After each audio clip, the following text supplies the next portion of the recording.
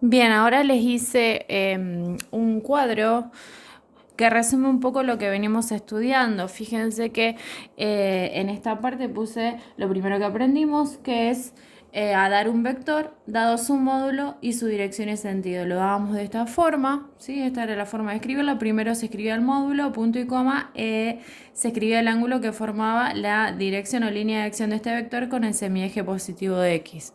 A la hora de graficarlo, primero graficábamos el ángulo. Fíjense que este ángulo es un ángulo que es mayor a 90 grados y menor a 180 grados porque está en el segundo cuadrante de este sistema de referencia. Marcábamos el ángulo siempre en sentido antihorario y siempre desde el semieje positivo de x.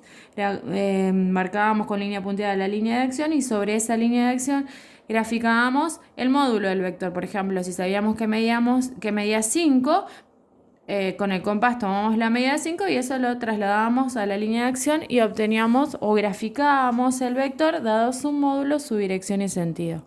Luego aprendimos a graficar un vector dadas sus componentes. La forma de escribirlo era esta. Primero se da la componente en x, punto y coma, la componente en y. ¿Cómo graficábamos un vector dadas sus componentes? Desde el origen de coordenadas de un sistema de referencia, graficábamos la componente en x, que si era positiva se graficaba sobre el semieje positivo de x y si era negativa se graficaba sobre el semieje negativo de x.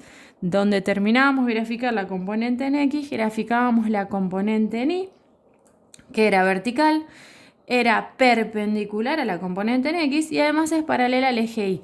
Va a ser hacia arriba si este es un valor positivo y hacia abajo si era un valor negativo.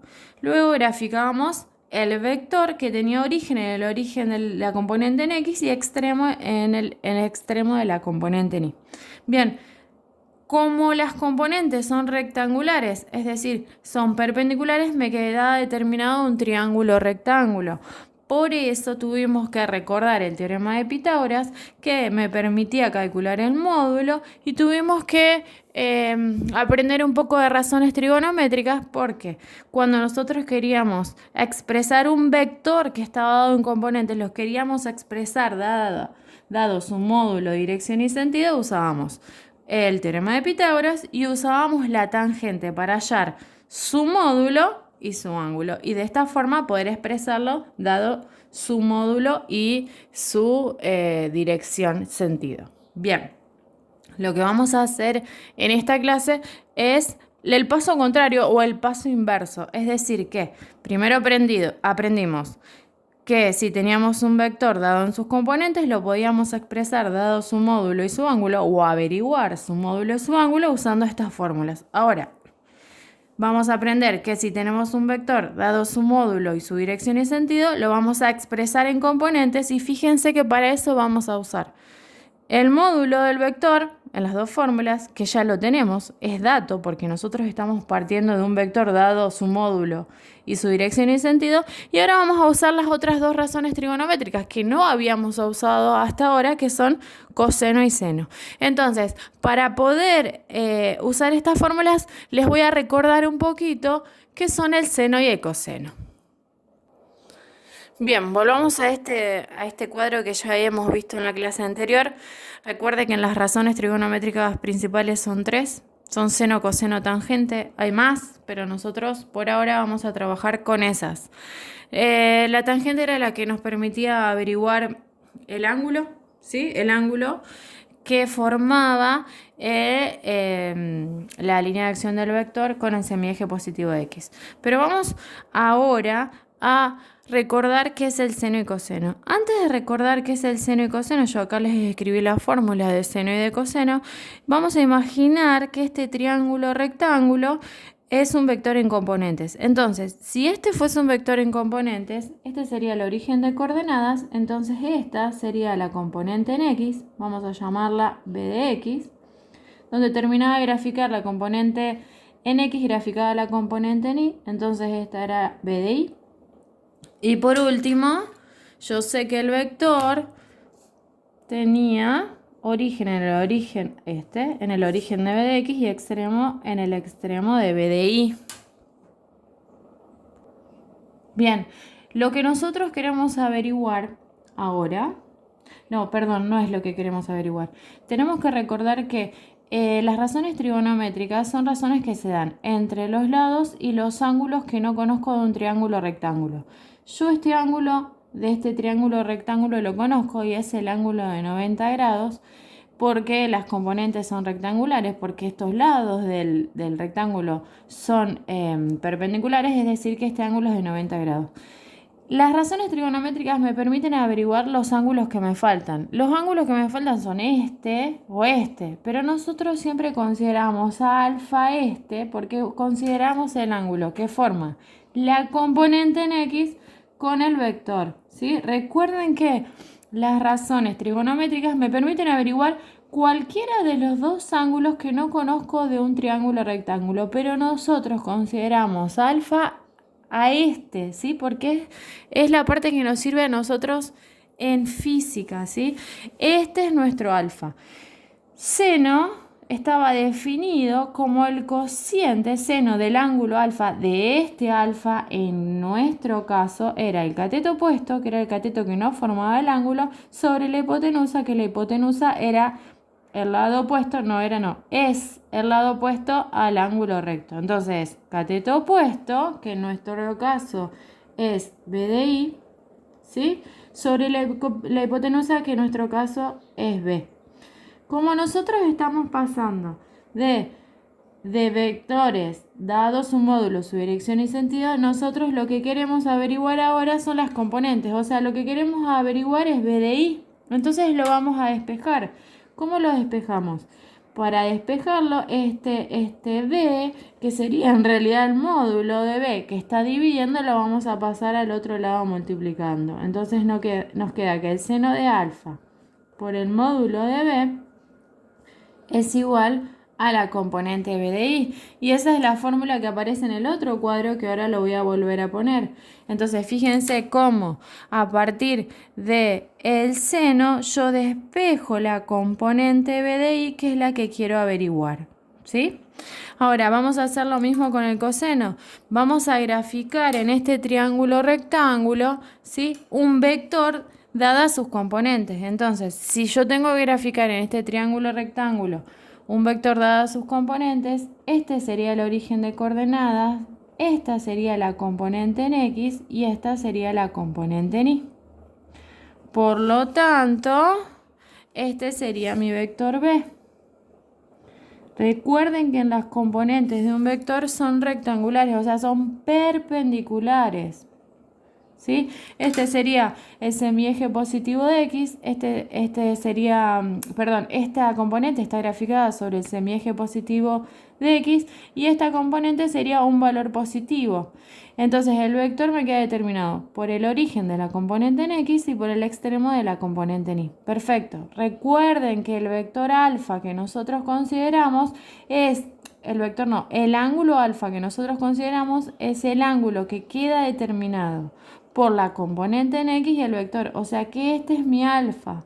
¿Por qué aclaro tantas veces esto? Porque las razones trigonométricas me permiten averiguar cualquiera de los dos ángulos que no conozco de un triángulo rectángulo. O sea que yo podría averiguar este alfa, pero en física no nos interesa este ángulo. El que nos interesa es este ángulo alfa. La fórmula de coseno de un ángulo es igual al cateto adyacente, ¿sí?, que es este, sobre la hipotenusa. Entonces, si nosotros reemplazamos, el cateto adyacente es B de X y la hipotenusa es B porque acuérdense que este es el ángulo recto porque son perpendiculares las componentes. La hipotenusa siempre es el ángulo opuesto al ángulo recto. Y acá vamos a considerar el módulo de B. Como nosotros estamos pasando de un vector, dado su módulo, dirección, sentido, a componentes, lo que queremos averiguar es la componente X de ese vector. Entonces, si despejamos la componente en X de este vector, nos queda coseno de alfa por módulo de B igual a B de X, ¿sí? Porque el módulo de B en este caso está en el denominador, es decir, que está dividiendo, lo pasamos al otro lado multiplicando. Y obtuvimos la fórmula que necesitamos para hallar la componente en Y y la componente en X de nuestro vector. Volvemos entonces a este cuadro y observen que acá están escritas las dos fórmulas. Yo quería explicarles un poquito de dónde vienen o cómo usamos las razones trigonométricas y despejamos las componentes para poder expresar un vector que está dado su módulo y su dirección en sentido. A partir de estas fórmulas, que son de las razones trigonométricas, podemos hallar sus componentes. Entonces, para entenderlo un poquito mejor, lo que vamos a hacer ahora es un ejemplo. Bien, nuestro ejemplo dice, expresa en componentes el vector A. Y fíjense que como está escrito de esta forma, está dado su módulo, que es 5, es decir, que nuestro vector A va a medir 5 unidades. Y me dice 120 grados, es decir, que alfa, que me va a determinar la dirección sentido de ese vector, forma un ángulo de 120 grados con el semieje positivo de X. Entonces, lo primero que voy a hacer es graficarlo. Entonces, cuando nosotros teníamos un vector dado su módulo, dirección y sentido, lo que hacíamos es graficar el ángulo. Era lo primero que hacíamos, poníamos el compás en el sistema de referencia, en el sistema cartesiano, y graficábamos un ángulo de 120. Acá tengo el ángulo de 120. Graficábamos la línea de acción de ese vector con línea punteada. Bien, es decir que este es alfa igual a 120 grados, y me dice que el módulo del vector es de 5, entonces con el compás tomaba la medida 5 de nuestro sistema cartesiano y lo trasladaba sobre la línea de acción. Bien, entonces ahora voy a graficar el vector A. Este es mi vector A. Lo que me pide ahora, o lo que debo hacer ahora, es expresarlo en componentes. Entonces, ¿qué pasa? Ese vector A en componentes me queda expresado de esta forma, es decir, que tengo que hallar la componente A de X y la componente A de Y. Para hallar la componente A de X y hallar la componente A de Y, lo que voy a usar es las fórmulas. Yo sé que A de X va a ser igual al módulo de A, que ya lo conozco porque este vector está dado su módulo y su ángulo, por el coseno del ángulo, ¿sí? El coseno del ángulo alfa. Ahora voy a reemplazar. Entonces pongo que A de X es igual al módulo de A, que es 5, por el coseno del ángulo, que también es dato, ¿sí? Fíjense que el módulo, que lo voy a marcar acá, el módulo del vector es dato y el ángulo también es dato. Los tengo acá, módulo y ángulo. Ok, bien. Lo que voy a hacer ahora es tomar la calculadora y hacer esta cuenta. Lo voy a poner acá para que ustedes lo vean. A ver, acá voy a hacer 5, ¿sí? Y cuando tengo que usar coseno, uso esta tecla, ¿sí? Coseno, no shift coseno, coseno, porque no es la inversa. Y pongo 120 sin dejar espacios ni nada. Aprieto el igual y me queda menos 2,5. Es decir, que la componente en X es menos 2,5. Y fíjense que si yo graficara este vector en componentes, ¿qué significa que la componente en X sea menos 2,5? Que es desde el origen de coordenadas, acá, voy a graficar la componente en X hasta acá. Acá sería A de X. Ok, vamos a calcular ahora A de Y. La fórmula para hallar la componente en Y de mi vector que está dado su módulo y su dirección en sentido sería el módulo de A por el seno de alfa. Recuerden que el módulo del vector que yo quiero expresar en componentes es dato y que el ángulo también me los da acá los datos. Entonces lo que hago simplemente es reemplazar el módulo de A de 5 por el seno de 120 grados. Y ahora voy a hacer lo mismo que hice para hallar la componente en X, para hallar la componente Y con la calculadora. Voy a borrar y voy a poner 5 por, ¿sí? Y ahora tengo que usar el seno. El seno es esta tecla. No dice sen, dice sin, pero no es shift sin, es sin. Seno de 120, sin dejar espacio ni apretar nada más. Ahora aprieto el igual y me da eso 4,33. Recuerden que vamos a redondear a los centésimos, ¿sí? En este caso sería 4,33. Entonces, A de I es 4,33. Ok. Yo sé que, a ver, antes de graficarlo, lo que vamos a decir es, bueno, entonces, la respuesta sería que el vector A dado en componentes me queda expresado como menos 2,5, punto y coma, acuérdense que acá se usa el punto y coma, 4,33. Entonces, este vector que me lo dieron, dado su módulo y su ángulo, o dada su dirección sentido, ahora lo expresé en componentes. Si yo graficara este vector para verificar, graficaría primero la componente en X desde el origen de coordenada, que ya la grafiqué, y donde terminé de graficar la componente en X, tenía que graficar la componente en Y, que fíjense que no es tan exacta, porque es 4,33, pero miren, acá está el 4,5, ahí, según la escala que yo usé, el 4,33 está por ahí, así que nos dio perfecto. Esta sería la componente en Y. Entonces, si yo graficara en componentes, tengo menos 2,5, 4,33, acá estaría el vector A. Sí, me quedó un poquito más arriba. No, este me quedó muy bajo. Ahí está. Bien, de esta forma resuelvo los ejercicios cuando yo quiero pasar un vector que lo tengo dado su módulo y su dirección y sentido, lo quiero expresar en componentes, es decir, el camino inverso a lo que habíamos estudiado hasta la clase anterior. Bueno, espero que se haya entendido.